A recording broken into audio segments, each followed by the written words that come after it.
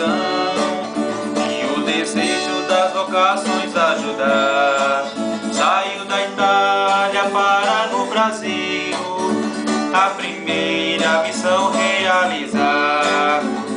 Somos vocacionistas, ó Senhor, e com teu povo nós queremos celebrar 60 anos de Brasil, a nossa história, e a Trindade nós queremos consagrar. Somos vocacionistas, ó Senhor, e com teu povo nós queremos celebrar 60 anos de Brasil, a nossa história, e a Trindade nós queremos consagrar.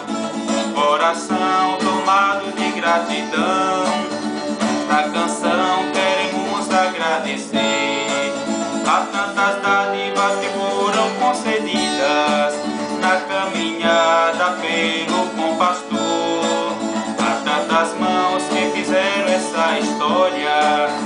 Nenhuma delas poderemos esquecer, que a cada dia como a Mãe Maria, servos do Senhor queiramos ser.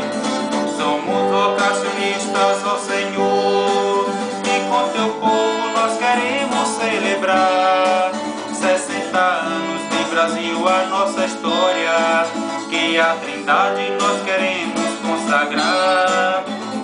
Somos vocacionistas, ó Senhor, e com teu povo nós queremos celebrar 60 anos de Brasil, a nossa história, que a Trindade nós queremos consagrar.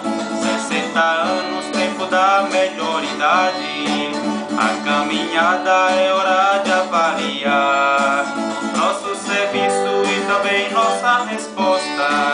A santidade é preciso sempre buscar para EPP e as nossas paróquias e a cada irmão da congregação. A Jesus Cristo pedimos agora sabedoria e força para a missão. Somos vocacionistas, ó Senhor, e com teu povo nós queremos celebrar 60 anos de Brasil, é a nossa história, que a Trindade nós queremos consagrar. Somos vocacionistas, ó Senhor, e com teu povo nós queremos celebrar 60 anos de Brasil, a nossa história, que a Trindade nós